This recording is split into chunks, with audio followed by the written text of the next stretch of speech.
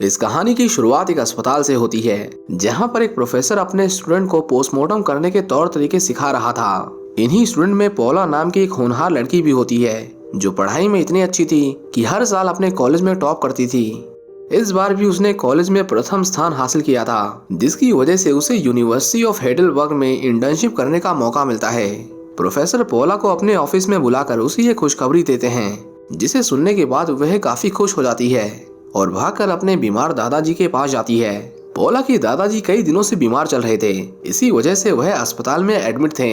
यहाँ पौला उन्हें university of Heidelberg में अपने सिलेक्शन होने की खबर सुनाती है, जिससे वह काफी खुश हो जाते हैं और उसे समझाते हैं कि ऐसी सर्वश्रेष्ठ यूनिवर्सिटीज में पढ़ने का मौका रोज रोज नहीं मिलता। यहाँ तक कि मैं भी वहाँ प्रोफेसर रह चुका हूँ, इसलिए मैं बहुत अच्छे से जानता हूँ कि वह जगह तुम्हें कहाँ से कहाँ तक पहुँचा सकती है। वो उसे कहते हैं कि ये मौका हाथ से मत जाने देना बेटा। पौला यूनिवर्सिटी में जाकर पढ़ना तो चाहती थी, उसका खुद का भी यही सपना था, लेकिन अपने दादाजी की बिगड़ती तबीयत को देखकर उसका कहीं जाने का मन नहीं कर रहा था। हालांकि दादाजी की इस तरह समझाने के बाद वो उनकी हाँ में हाँ मिला देती है और उन्हें गले लगाकर अपनी जिंदगी के एक नए सफर के लिए तैयार हो जाती है। हेडलबर्ग जाने की खुशी पौला अपने पिताजी को बताती है, जो कि पेशे से डॉक्टर थे, लेकिन वो नहीं चाहते थे कि वो वहाँ जाए। जिसके बाद पौला को काफी बुरा लगता है और दोनों में जोरदार बहस भी हो जाती है।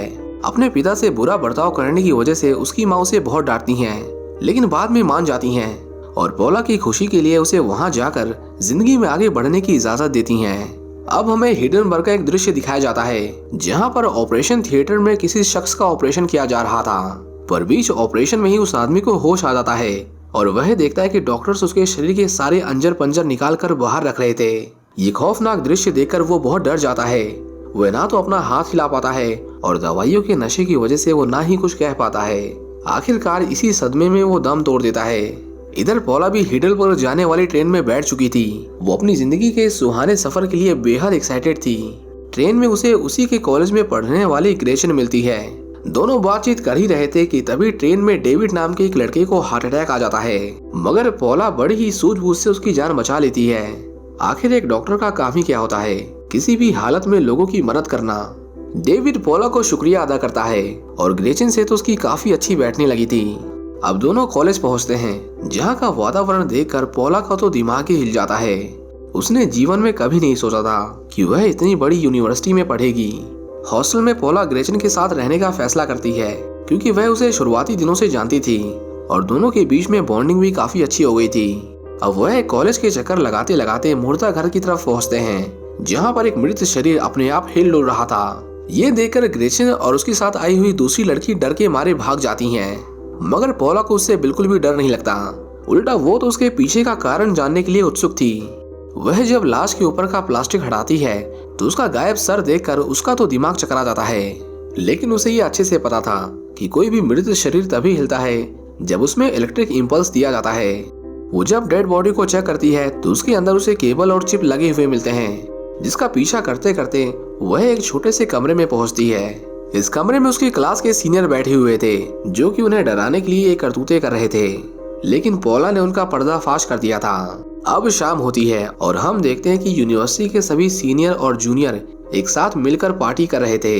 ये उनका आपसी मेलजोल बढ़ाने का अपना ही तरीका था। इन्हीं स्टूडेंट्स में कैस्पर नाम का एक लड़का भी होता है, जो पौला पर फिदा था और वो उससे नजदीकियां बनाने की कोशिश करता है। इधर ग्रेचन ने भी डेविड को पार्टी में बुला लिया था ताकि दोनों मजे कर सकें, लेकिन बेचारे डेविड को क्या पता था कि उसका यह मजा कितनी बड़ी सजा बनने वाला था। जैसे ही नशे में टल्ली डेविड मूत्र विसर्जन करने के लिए टॉयलेट की ओर बढ़ता है, न जाने कौन उसके पीछे से उस पर हमला कर देता है और बेहोशी का इंजेक्शन लगा देता है। वो उसे वहां से घसीट कर कहीं ले जा रहा था। अब यह शख्स कौन था, ये कोई नहीं जानता। पार्टी खत्म होते ही ग्रेचन काफी खुश थी, क्योंकि उसे पार्टी में बहुत लड़कों के नंबर मिले थे। रंगीन मिजाज की ग्रेचन के लिए इससे अच्छा हो भी क्या सकता है, लेकिन बाकी लड़कों के चक्कर में वो ये भूल ही गई थी कि आखिर जिस लड़के को उसने यूनिवर्सिटी में बुलाया था वह घर पहुंचा कि नहीं पहुंचा। दरअसल हम डेविड की बात कर रहे हैं, जो हमें थोड़ी ही देर बाद ऑपरेशन थिएटर में दिखाई देता है। रूम में दो अन्य डॉक्टर्स भी मौजूद थे, जो उसकी बॉडी की जांच कर रहे थे और यह सुनिश्चित कर रहे थे कि आखिर उसे कहां से काटा जाए। इसी दौरान डेविड को होश आ जाता है और अपनी जान बचाने के लिए वह अपने पास में रखे एक चाकू को अपने हाथ में पकड़ लेता है और जैसे ही डॉक्टर उसे बेहोश करने के लिए इंजेक्शन लगाने की कोशिश करता है, वह झट से उस पर हमला कर देता है और वहां से बाहर निकलने की कोशिश करता है। मगर बदकिस्मती से तभी दूसरा डॉक्टर उस पर इंजेक्शन से हमला करके उसे वहीं पर मौत के घाट उतार देता है। सीन शिफ्ट होता है और हम अगले दिन प्रोफेसर ग्रोमबेक को देखते हैं, जो सभी विद्यार्थियों को उनकी पहली क्लास का नमूना दे रहे होते हैं। वह उन्हें बताते हैं कि हम पूरे विश्व में अपनी रिसर्च के लिए जाने जाते हैं। हमारे यहाँ के डॉक्टर्स दुनिया भर में मशहूर हैं। आप में से भी कुछ लोग यहाँ से निकलने के बाद उन्हीं की तरह मशहूर हो जाएंगे और ऐसे में हमारा काम है कि हम आपको इंसानी संरचना के बारे में अच्छी से अच्छी जानकारी दे सकें, ताकि आने वाले समय में आप सभी एक अच्छे फिजिशियन बन सकें। इसके बाद प्रोफेसर सभी बच्चों को एक अनोखे म्यूजियम में लेकर जाते हैं, जहाँ इंसानों के शरीर की संरचनाएं मौजूद थीं। वो उनसे कहता है कि ये सभी नकली इंसानों के ढांचे हैं, लेकिन दोस्तों असल में ये वही लोग थे जिन्हें जिंदा मारकर गैर कानूनी तरीके से वहां पर रिसर्च किया जाता था। इसी दौरान पोला की नजर एक स्केलेटन पर पड़ती है, जिसके नीचे उसके दादाजी का नाम लिखा था और वह खुशी से झूम उठती है। वो प्रोफेसर को बताती है कि यह उसके दादाजी द्वारा बनाया गया स्केलेटन है। ग्रोमबेक कहते हैं कि यकीनन तुम्हारे दादाजी इस यूनिवर्सिटी के सबसे काबिल छात्र थे और उसके बाद जब वह प्रोफेसर बने तो भी उनके सामने कोई नहीं टिक पाया। यहाँ हमें अजीब अजीब इंसानों की संरचनाएं दिखाई जाती हैं जो पूरी तरह से असली थीं। यहाँ हमें वह इंसान भी दिखाया जाता है जिसकी हमारी कहानी की शुरुआत में ऑपरेशन थिएटर में ही मौत हो गई थी। न जाने ये शख्स कौन था और उसके साथ उन्होंने ऐसा क्यों किया। दूसरी क्लास में स्टूडेंट्स को डेड बॉडी का पोस्टमार्टम करने के तौर तरीके सिखाए जाते हैं। पोला काफी खुशी खुशी क्लास में पहुंचती है, लेकिन जब वो अपने सामने डेड बॉडी को देखती है तो उसके चेहरे की रंगत उतर जाती है। असल में दोस्तों उसके सामने डेविड की लाश पड़ी हुई थी, वही डेविड जिसकी जान उसने बीते दिनों उस ट्रेन में बचाई थी। यहाँ प्रोफेसर पोला को डेविड का दिल निकालने को कहते हैं, मगर डेविड के शरीर पर लगे घाव से पोला समझ जाती है कि वह इतनी जल्दी तो बिल्कुल नहीं मर सकता है। प्रोफेसर कहते हैं कि हो सकता है कि इसे पहले से ही रिसर्च करने के लिए तैयार किया जा रहा हो।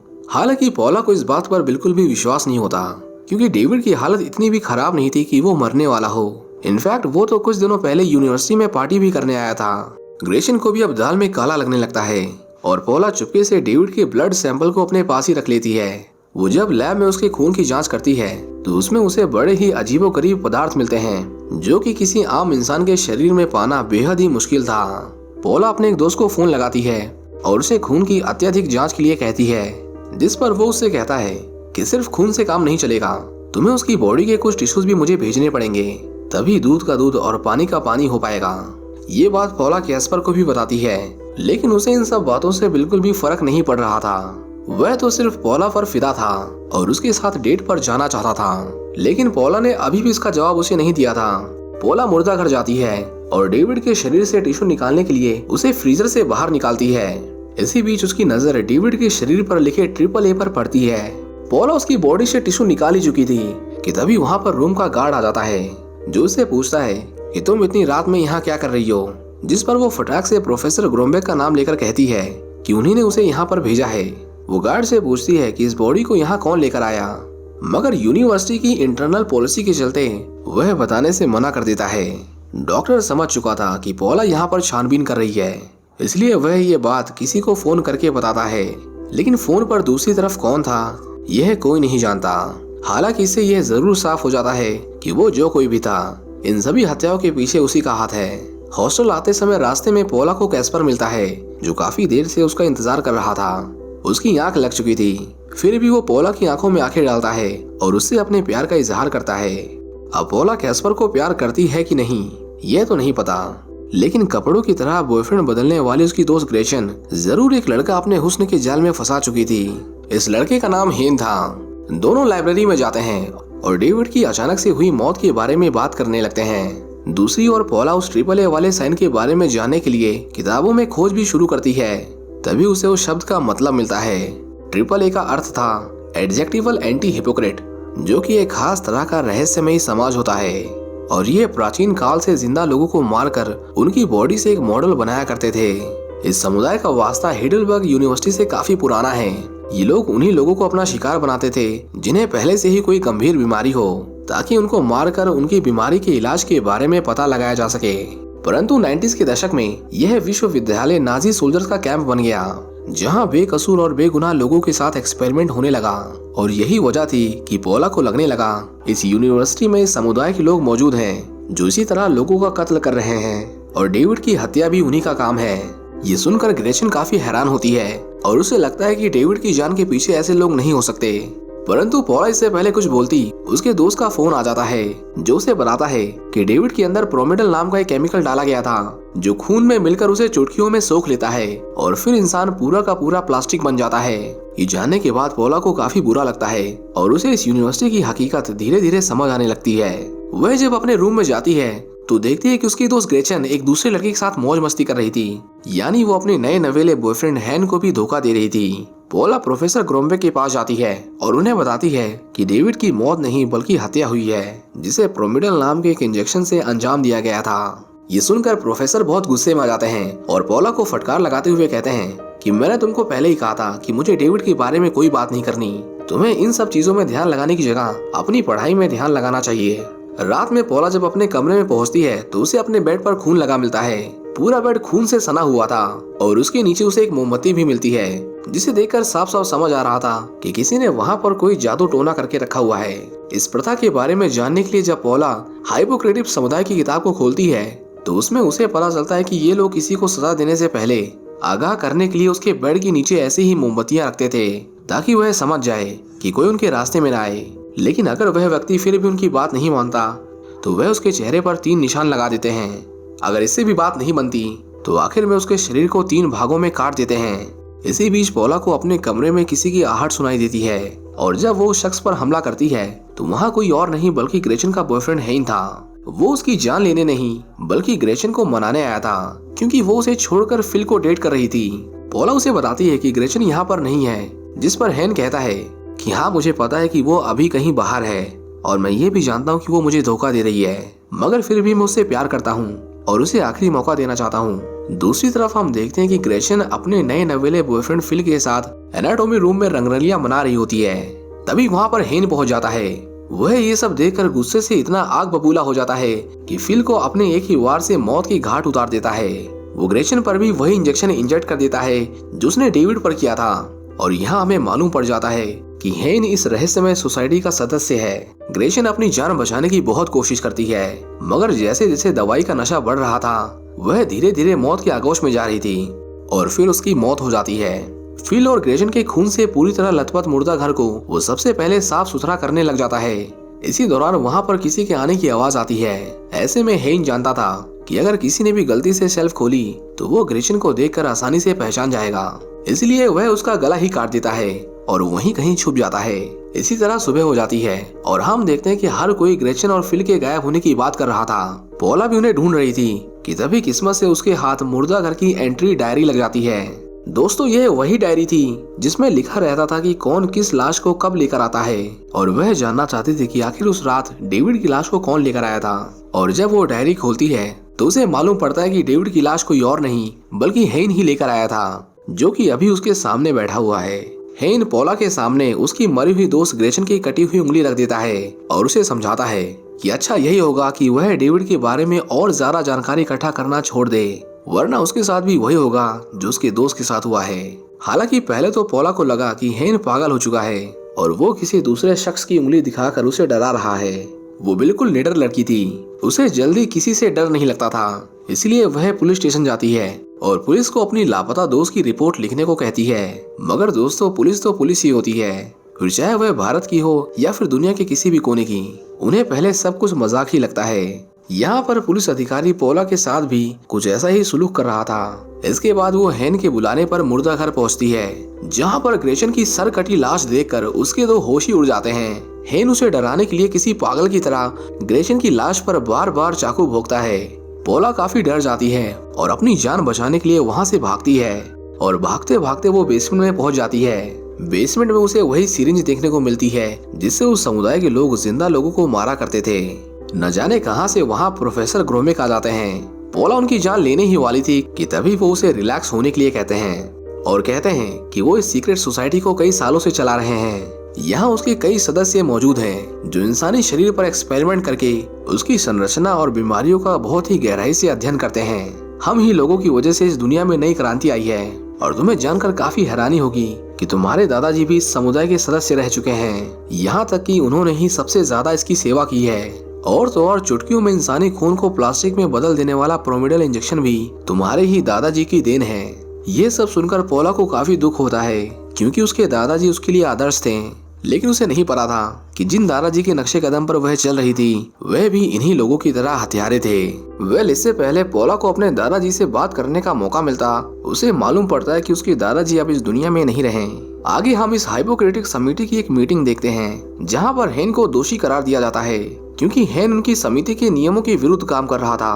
वह अपने साथ ही पढ़ने लिखने वाले स्टूडेंट्स को मार रहा था और साथ ही साथ उन लोगों को भी अपना शिकार बना रहा था जो बिल्कुल स्वस्थ थे, और ये समाज के लिए बहुत बड़ा खतरा हो सकता था। हेन कहता है कि वो जो कर रहा है इस समिति के लिए ही कर रहा है, मगर प्रोफेसर अच्छे से जानते थे कि वह कितने गलत रास्ते पर है, और इसीलिए उसे सजा के तौर पर अपने शरीर पर 3 निशान बनाने को कहते हैं। लेकिन हेन चाकू निकाल कर पागलों की तरह अपने मुंह पर 3 निशान बना लेता है और जाते जाते सबसे कहता है कि वह अभी और भी लोगों को अपना शिकार बनाएगा। ये सुनकर प्रोफेसर को काफी गुस्सा आ जाता है और वह कहते हैं कि इस लड़के ने बीते दिनों पिछले 2 खून आपसी जलन के मारे किए हैं, न कि हमारी समिति के लिए, इसलिए इसे पुलिस के हवाले करना ही सही रहेगा। परंतु हेन जेल नहीं जाना चाहता था, इसलिए वह प्रोफेसर के घर जाकर उसे बड़ी ही बेरहमी से मार देता है। इधर पोला जब अपने दादाजी के कमरे में जाती है तो उनसे जुड़ी सभी चीजों को देखकर उसे विश्वास हो जाता है कि वाकई उसके दादाजी इस रहस्यमय समुदाय के सदस्य थे। वो उनसे नफरत करने लगती है। पोला काफी दुखी थी और इसीलिए अपने दुख दर्द को बांटने के लिए वह कैस्पर के पास जाती है। वो कैस्पर के कमरे में फूट फूट कर रोने लगती है, जिसके बाद कैस्पर उसका सहारा बनता है और दोनों के बीच में काफी नजदीकियां बढ़ती हैं। थोड़ी देर बाद पोला का ध्यान कैस्पर के कमरे में पड़े हाइपोक्रेटिक समिति के दस्तावेजों पर पड़ती है, जिसे देखकर उसे लगता है कि कैस्पर भी उन्हीं लोगों में से एक है। जिसके बाद वह गुस्से में उसे काफी मारती है और वहाँ से चली जाती है। रात को हेन से मिलने के लिए वो उसी संरचनाओं के अनोखे म्यूजियम में पहुंचती है, जहाँ पर सभी के शरीर के अलग अलग मॉडल बनाए गए थे। यहाँ उसे अपनी जिगरी दोस्त ग्रेचन का भी पुतला दिखाई देता है, जिसे देखकर वह डर जाती है। हेन पागलों की तरह ग्रेचन की संरचना के साथ खिलवाड़ करने लगता है, पर तभी पोला पीछे से उस पर हमला कर देती है, लेकिन हेन उस पर काबू पा लेता है। और फिर हम देखते हैं कि पोला भी ऑपरेशन थिएटर के उसी कमरे में बेहोश पड़ी है, जहां पर इससे पहले न जाने कितने लोगों ने अपनी आखिरी सांस ली थी, क्योंकि आज तक वहां से कोई बचकर वापस नहीं आया था। पोला की जब आँख खुलती है तो उसे अपने सामने कैस्पर दिखाई देता है, जो दरअसल किसी समुदाय का सदस्य नहीं था, बल्कि उन पर रिसर्च करने के लिए आया था। इसलिए उसके कमरे में उनसे जुड़ी हुई चीजें मौजूद थीं। वो तुरंत ही पोला के हाथों की रस्सी खोल देता है, मगर पोला को एहसास होता है कि उसे भी प्रोमिडल इंजेक्शन दिया गया है, जिसकी वजह से उसका शरीर धीरे धीरे अकड़ रहा था। पोला कैस्पर को फटाफट से सोडियम क्लोराइड लाने को कहती है, क्योंकि यही उसका एंटीडोट था। उसके शरीर में इंजेक्शन लगाने के बाद पोला का शरीर हरकत में आने लगता है, लेकिन न जाने कहां से वहां हेन और उसका दोस्त आ धमकते हैं, जो कैस्पर पर हमला करके उसे बेहोश कर देते हैं। वो उसके शरीर को 2 भागों में काटने की व्यवस्था कर रहे थे। उन्हें बिल्कुल भी अंदाजा नहीं था कि पोला होश में है, और जैसे ही दूसरा डॉक्टर उसके पास आता है, मौका पाते ही वो हेन के साथी पर प्रोमिडल इंजेक्शन से वार कर देती है और वहाँ से भाग जाती है। हेन भी उसके पीछे पीछे भागता है और दोनों में थोड़ी बहुत हाथापाई होती है। वो सर्जरी वाली प्लेट से उस पर अटैक करने की कोशिश करता है, लेकिन इस बार हेन का वार खाली चला जाता है और पोला बड़ी समझदारी से एक इलेक्ट्रिक वायर के जरिए उसे करंट देकर मार गिराती है। वहीं दूसरी तरफ उसका वह साथी डॉक्टर इंजेक्शन के जहर से थोड़ी देर में स्वर्गवासी हो जाता है। फिर पोला कैस्पर को समय रहते अस्पताल लेकर जाती है, जहां पर उसकी जान बच जाती है और दोनों एक दूसरे से अपने प्यार का इजहार करते हैं। यह कहानी यहीं पर खुशी खुशी खत्म हो जाती है। हालांकि जाते जाते हमें दिखाया जाता है कि अब यूनिवर्सिटी में 2 अन्य छात्र आ चुके हैं, जो उसी सोसाइटी का काम संभालेंगे, जिससे पोला कुछ दिनों पहले ही 2-2 हाथ करके आई थी। और ये कहानी यहीं पर समाप्त हो जाती है। तो दोस्तों, आज के लिए बस इतना ही। अगर आपको हमारी ये कहानी पसंद आई हो तो वीडियो को लाइक करके ज्यादा से ज्यादा शेयर करना बिल्कुल ना भूलें। धन्यवाद।